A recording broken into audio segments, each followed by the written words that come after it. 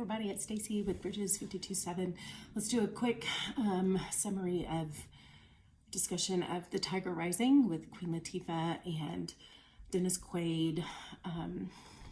What's her name from American Idol was in it? I love her. Catherine McPhee.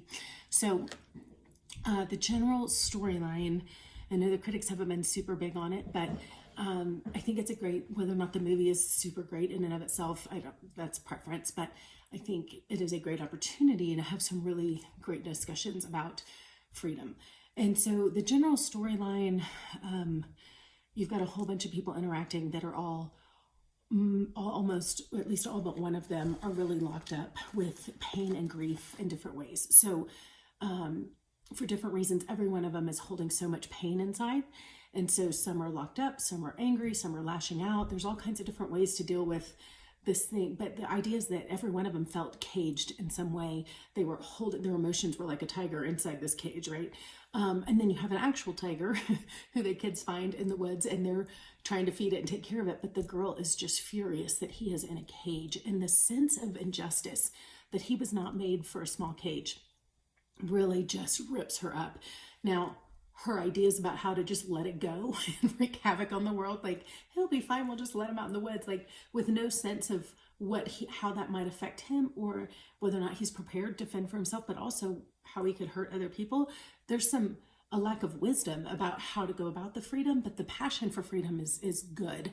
And I think that's a really valid discussion, right? Because you have adults who are not dealing with their emotions well, and they are like a lion attacking everybody that comes with them because they are not walking in the freedom well that they are given, right? So lots of good discussion around this whole idea of freedom. So I would say if you're watching it with kids, if you're watching it or even with each other, like, to ask yourself, like, what are the things that I feel like I've been caging up inside that I can't let go? What happens? How do we help set people free? So Queen Latifah, the girl, she's really, sorry, I bounced around. Queen Latifah does a great job of speaking truth and freedom into the young children. And the young girl kind of goes at one point, I think she's a prophetess, a woman of God who speaks the truth.